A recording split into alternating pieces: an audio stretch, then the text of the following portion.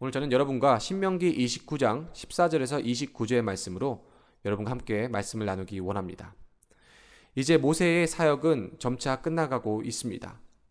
이제 후계자를 세워서 하나님께서 그들로 하여금 이루시기 원하는 일들을 이제 신정해야 될 시기가 왔습니다. 하나님께서는 하나님의 백성들에게 언약을 주셨고 이미 시내산에서 주셨던 그 언약을 다시 한번 오늘 모압에서 다시 한번 그 언약을 확인시켜 주시는 본문의 말씀입니다. 이미 시내산에서 주님께서는 말씀하셨습니다. 너희가 내 말을 잘 듣고 내 언약을 잘 지키면 내가 너희를 열국 중에서 내 소유가 되게 하겠고 너희에 대해 제사장 나라가 되어 거룩한 백성이 되리라고 주님께서는 약속해 주셨습니다. 오늘 모압 언약에서도 보면 동일한 말씀이 되겠습니다. 너희가 이 언약의 말씀을 지켜 행하면 내가 너희 하나님이 되고 또 내가 친히 너를 백성으로 삼겠다는 주의 말씀이 오늘 본문에 기록되어 있다는 사실입니다. 여러분, 언약의 계승은요 바로 신앙의 계승입니다. 모압 언약을 통해서 과거 선조들뿐 아니라 미래의 후손들까지도 하나님께서는 포괄적으로 이 언약을 말씀하고 약속하시다는 사실입니다. 우리 기존에 있던 출애굽 광야 시대에서 이 다음 세대들은요 그때 그 하나님이 하셨던 일을 경험하지 못했기 때문에 사사기 2장 10절에서 보면 그들은 다른 세대로 나아가게 됩니다. 하나님을 따르고 하나님께 영광 올려드리고 주님의 주권을 인정하며 나아갈 이 다음 세대가 하나님을 저버리고 우상을 쫓아 살아가며 다른 세대가 되는 모습이 사사기에 기록이 되어 있습니다. 여러분, 사사기를 보시면 두 가지 현상이 나오는데요. 첫 번째는 하나님을 알지 못했다고 기록이 되어 있습니다. 하나님이 누구신지 그들은 알지 못했습니다. 두 번째로는요, 하나님이 행하신 그 모든 것들도 그들은 알지 못했다고 기록이 되어 있습니다. 오늘 하나님께서는 모세를 통하여 다시 한번 이 모압 언약을 통해서 후손들, 현재 있는 우리 기존 세대들 모두가 다시 한번 하나님의 제자로, 하나님의 자녀로, 하나님의 백성으로 살아가기를 원하신다는 사실입니다. 여러분, 이 언약은요 우리에게 주신 약속의 말씀입니다. 하나님께서 우리의 하나님이 되어주시고 하나님께서 우리의 아버지가 되어주시는 그런 약속의 말씀이에요. 그런데 우리는 어떻습니까? 이 약속의 말씀을 붙잡고 살아가기는커녕 육신의 정욕, 안목의 정욕, 이생의 자랑을 쫓아가는 우리의 연약함이 여전히 그때나 우리에게나 동일하게 있다는 사실입니다. 여러분, 그때 당시에 이스라엘 백성도요 하나님을 믿고 의지하며 살아갔어야 되는데 그들이 어떻게 살아갔습니까? 아주 은밀하게 하나님을 떠나 우상을 쫓아 우상을 숭배하며 살아갔던 연약한 모습이 그들에게 또 있었습니다. 그들이 은밀하게 우상을 섬기며 그들이 여행 중에 애굽을 나와 통과한 그 나라들의 신들을 쫓아가는 그런 일들을, 그런 범죄를 그들이 저질렀습니다. 여러분, 이 은밀한 범죄는요 모세가 죽고 나서도 계속해서 이어지게 됩니다. 여러분, 사실은 이 은밀한 죄, 우상을 짓는 이 은밀한 죄가 우리에게 주는 안 좋은 영향들이 굉장히 많이 있습니다. 오늘 본문은 우리에게 그것을 말씀하고 있습니다.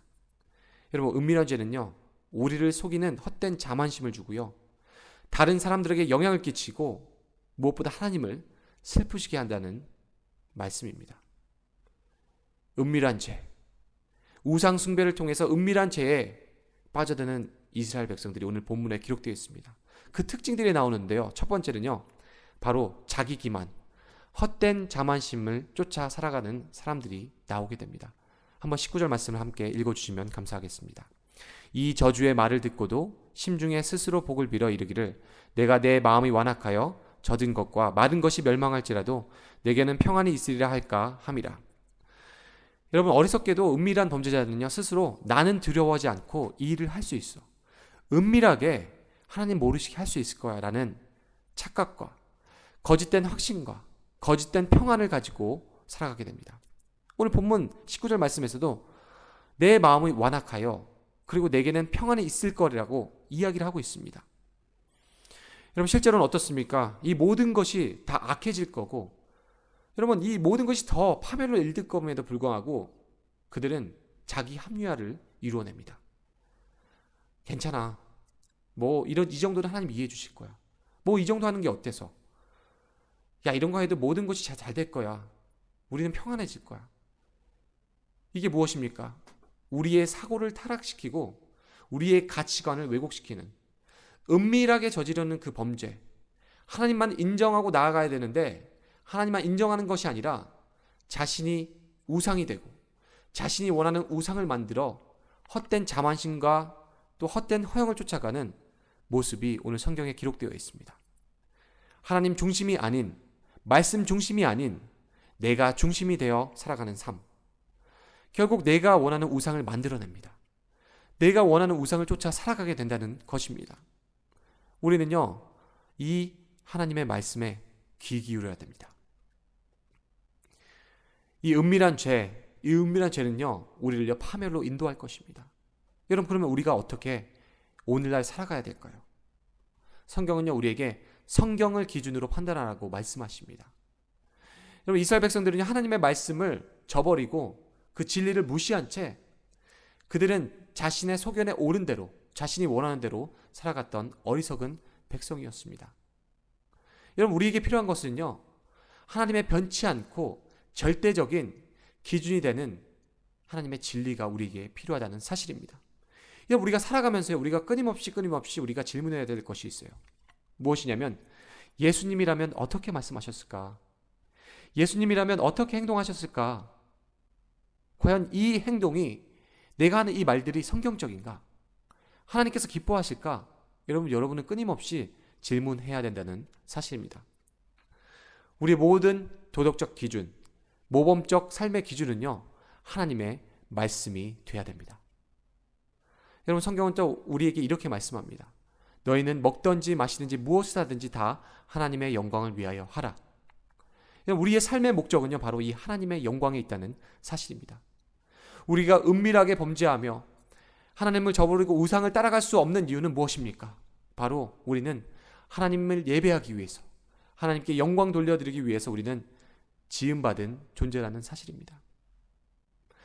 여러분, 또한 이 은밀한 죄는요, 이 은밀한 범죄, 우상을 따라가는 죄는요, 다른 사람에게도 영향을 끼친다는 사실입니다.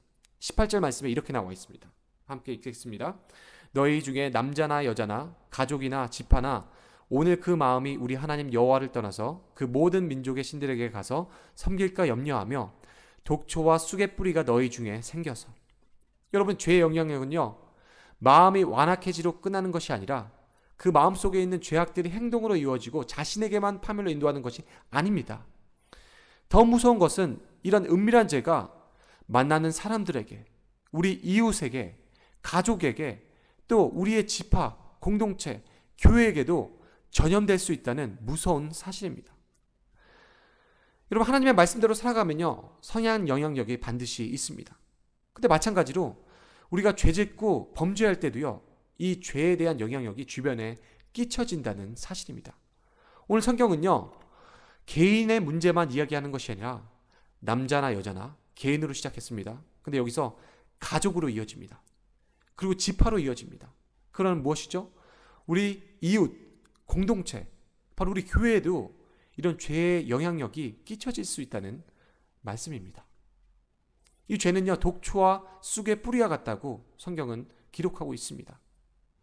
이 죄의 가장 파괴적인 점, 전염성이 있고, 이 죄는요, 개인만 무너뜨리는 게 아니라 가정과 공동체를 무너뜨린다는 사실입니다.